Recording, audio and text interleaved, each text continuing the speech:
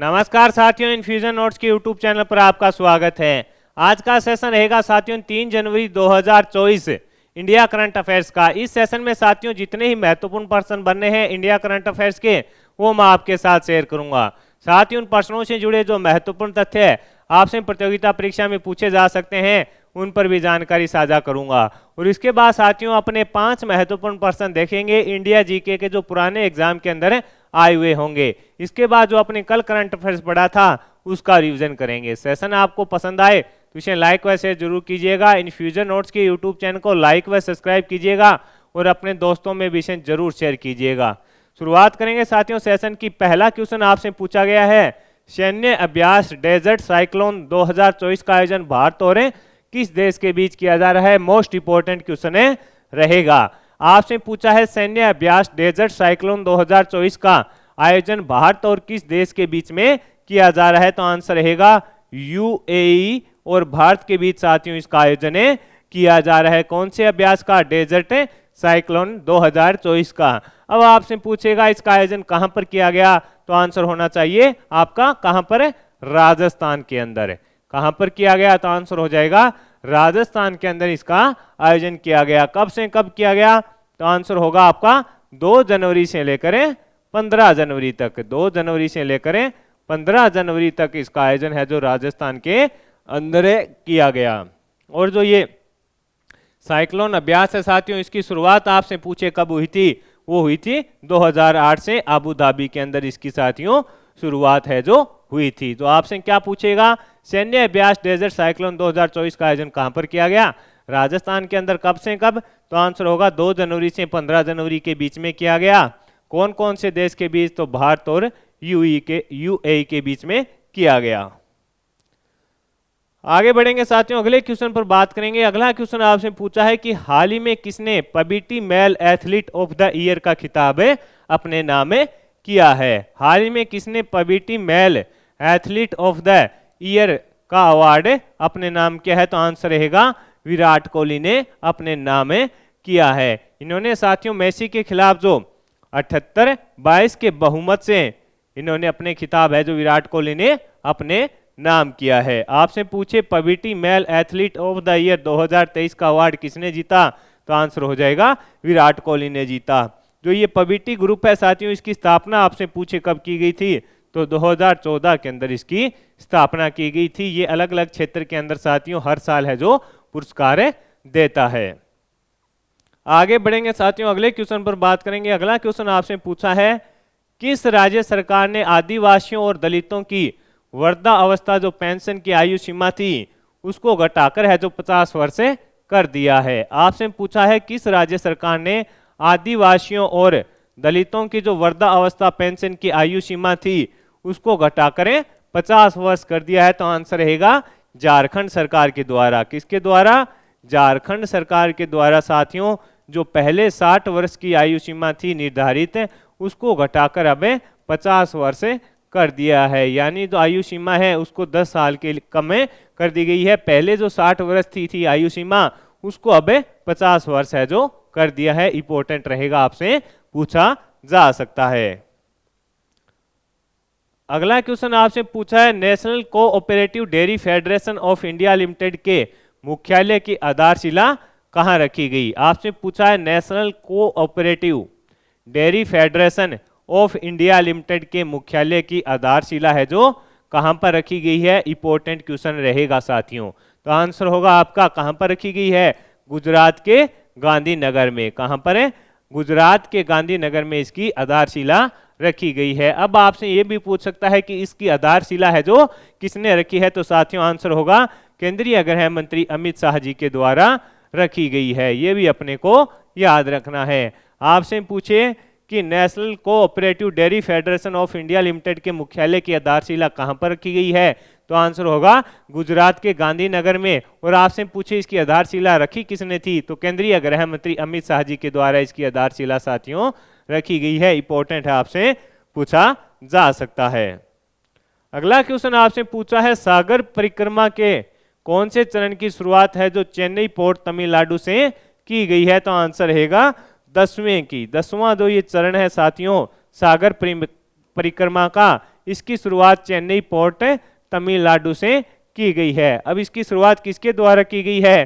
तो आंसर होगा केंद्रीय मंत्री पुरुषोत्तम रूपाला और केंद्रीय राज्य मंत्री डॉक्टर एल मुरुगन ने इसकी शुरुआत है जो की है। कब से कब? 1 जनवरी से लेकर 6 जनवरी तक ये सागर परिक्रमा साथियों चलेगी। ये भी अपने को याद रखना है। कब से कब? 1 जनवरी से लेकर 6 जनवरी तक ये सागर परिक्रमा है जो चलेगी। ये अपने को याद रखना है। आगे बढ़ेंगे साथियों, अगले क्वेश्चन पर बात करेंगे। अगला क्वेश्चन आपसे पूछा है कांगो लोकतांत्रिक गणराज्य के राष्ट्रपति कौन बने हैं? तो आंसर हो जाएगा फेलिक्स त्शेसिकेदी बने हैं। कांगो लोकतांत्रिक गणराज्य के राष्ट्रपति कौन बने हैं? तो आंसर हो जाएगा फेलिक्स बने हैं। ये लगातार साथियों है जो दूसरी बार राष्ट्रपति बने हैं, तो इंपॉर्टेंट बन रहा है, पूछा जा सकता है आपसे। आगे बढ़ेंगे, अगले क्वेश्चन पर बात करेंगे। अगला क्वेश्चन आपसे पूछा है डेनमार्क की महारानी का नाम बताइए जिन्होंने 52 साल तक राज करने के बाद राजगद्दी छोड़ने का ऐलान किया है। आपसे पूछा है डेनमार्क की महारानी का नाम बताइए जिन्होंने 52 साल तक राज करने के बाद राजगद्दी छोड़ने का ऐलान किया है। तो आंसर रहेगा मार्गरेट द्वितीय के द्वारा घोषणा की गई है। इन्होंने साथियों 52 साल तक राज किया है। अब इन्होंने कहा है कि मैं अपने पद से अपना पद है जो छोड़ना चाहती हूँ। 14 जनवरी 2024 को ये अपने पद से इस्तीफा दे देंगी। इनके बाद साथियों इनके जो बड़े बेटे हैं क्राउन प्रिंस फेडरिक, वो इनका स्थान लेंगे। इनका स्थान कौन लेंगे ये भी इंपॉर्टेंट है। तो इनके जो बड़े बेटे हैं क्राउन प्रिंस फेडरिक, वो इनका स्थान है जो लेंगे। ये अपने को याद रखना है। आगे बढ़ेंगे, अगले क्वेश्चन पर बात करेंगे। अगला क्वेश्चन आपसे पूछा है Scottish junior open squash under 19 महिला एकल का खिताब है जो किसने जीता? तो आंसर रहेगा अनाहत सिंह ने जीता। Scottish junior open squash under 19 महिला एकल का खिताब किसने जीता? अनाहत सिंह ने जीता। इन्होंने किसको हराया? इन्होंने साथियों रॉबिन मैकअल्पाइन को 11-6, 11-1, 11-5 से हराकर खिताब अपने है जो नाम है इन्होंने किया था। आगे बढ़ेंगे, अगले क्वेश्चन पर बात करेंगे। अगला क्वेश्चन आपसे पूछा है अर्धसैनिक बलों के आधिकारिक संचार और दस्तावेज साझा करने के लिए कौन सा ऐप विकसित किया गया है? सेट्स ऐप विकसित किया गया है। यानी साथियों जो अर्धसैनिक बल होते हैं उनका जो आधिकारिक संचार और दस्तावेज साझा करना होता है तो इसके अंदर किया जाता है, इस ऐप से किया जाएगा। अर्धसैनिक बल में सीआरपीएफ आ गया, सीआईएसएफ आ गया, ये सभी इसके अंदर आएंगे। ये अपने को याद रखना है साथियों।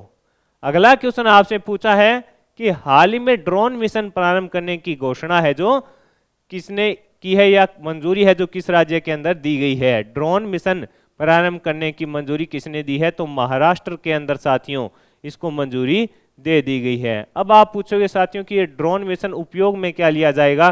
साथियों कई बार कोई बाढ़ आ जाती है या आपात की स्थिति आ जाती है जिसके अंदर वहां पर फंसे लोगों को खाना पहुंचाना हो गया या अन्य कोई सामग्री पहुंचानी हो गई, इसके लिए साथियों जो ड्रोन मिशन है उसको काम में लिया जाएगा। इसकी घोषणा किसने की है? मुख्यमंत्री एकनाथ शिंदे जी के द्वारा इसकी घोषणा है जो की गई है। और इसका जो मुख्यालय कहां पर होगा? आईआईटी बॉम्बे में इसका मुख्यालय है जो बनाया जाएगा। ये भी अपने को याद रखना है। तो साथियों ये हो गए इंडिया करंट अफेयर्स के महत्वपूर्ण क्वेश्चन। अब अपने साथियों जो पुराने एग्जाम के अंदर आए हुए इंडिया जीके के 5 महत्वपूर्ण क्वेश्चन हैं वो देखेंगे। उसमें पहला क्वेश्चन आपसे पूछा गया है भारतीय संविधान के किस अनुच्छेद के अंदर राष्ट्रपति पर महाभियोग चलाने की प्रक्रिया का प्रावधान है? तो आंसर रहेगा 59 के अंदर, यानी अनुच्छेद 61 के अंदर, माफ कीजिएगा अनुच्छेद 61 के अंदर साथियों ये प्रावधान है कि भारतीय संविधान के अंदर कि राष्ट्रपति पर महाभियोग चलाया जा सकता है। आगे बढ़ेंगे, अगले क्वेश्चन पर बात करेंगे। अगला क्वेश्चन आपसे पूछा है भारत के राष्ट्रपति के महाभियोग की प्रक्रिया क्या है? तो आंसर रहेगा अर्ध न्यायिक प्रक्रिया है। भारत के राष्ट्रपति के महाभियोग की प्रक्रिया कौन सी रहेगी? अर्ध न्यायिक प्रक्रिया रहेगी साथियों। अगला क्वेश्चन है कि राष्ट्रपति के निर्वाचन संबंधी विवाद का मामला भेजा जाता है? तो आंसर रहेगा सर्वोच्च न्यायालय के अंदर साथियों भेजा जाता है। ये भी अपने को याद रखना है। भारतीय संविधान के किस अनुच्छेद में राष्ट्रपति को क्षमा प्रदान करने की शक्ति का उल्लेख है? तो आंसर रहेगा अनुच्छेद 72 के अंदर साथियों। अनुच्छेद 72 के अंदर है राष्ट्रपति को क्षमा प्रदान करने की शक्ति का उल्लेख मिलता है अनुच्छेद 72 के अंदर। अगला क्वेश्चन आपसे पूछा है कि मंत्रिपरिषद द्वारा राष्ट्रपति को दी गई सलाह की जांच की जा सकती है, तो आंसर क्या रहेगा? यह सलाह है जो जांच के दायरे के अंदर नहीं आएगी। अब साथियों ये थे अपने इंडिया जीके के 5 महत्वपूर्ण क्वेश्चन जो पुराने एग्जाम के अंदर पूछे गए थे। अब अपने जो कल करंट अफेयर्स पढ़ा था उसका रिवीजन करते हैं। आपसे पूछा है कि हाल ही में जारी किए गए भारतीय नौसेना के नए एडमिरल एम्प्लॉयड्स किससे प्रेरित हैं, तो आंसर रहेगा छत्रपति शिवाजी की राजमुद्रा से प्रेरित हैं। इसरो खुफिया जानकारी एकत्रित करने के लिए अगले 5 साल में कितने उपग्रह लॉन्च करेगा, तो आंसर रहेगा 50 करेगा। हाल ही में केंद्र सरकार ने सुकन्या समृद्धि योजना में ब्याज दर को बढ़ाकर कितना कर दिया?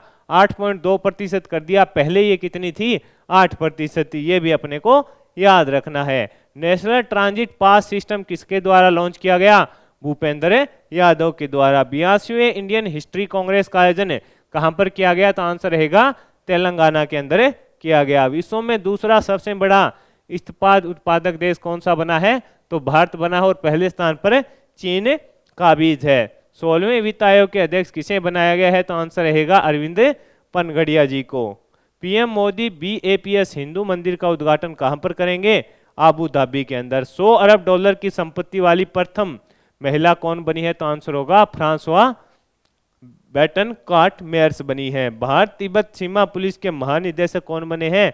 राहुल जी को बनाया गया है। तो साथियों इस सेशन में मैंने आपके साथ इंडिया करंट अफेयर्स के क्वेश्चन शेयर कर दिए। इसके अलावा इंडिया जीके के जो 5 महत्वपूर्ण क्वेश्चन पुराने एग्जाम के अंदर आए हुए थे उन पर भी जानकारी साझा कर दी। और इसके बाद साथियों जो अपने कल करंट अफेयर्स पढ़ा था उसका भी रिवीजन कर लिया। सेशन आपको पसंद आया है तो इसे लाइक व शेयर जरूर कीजिएगा। इन्फ्यूजन नोट्स के यूट्यूब चैनल को लाइक व सब्सक्राइब कीजिएगा और अपने दोस्तों में भी इसे जरूर शेयर कीजिएगा। धन्यवाद साथियों।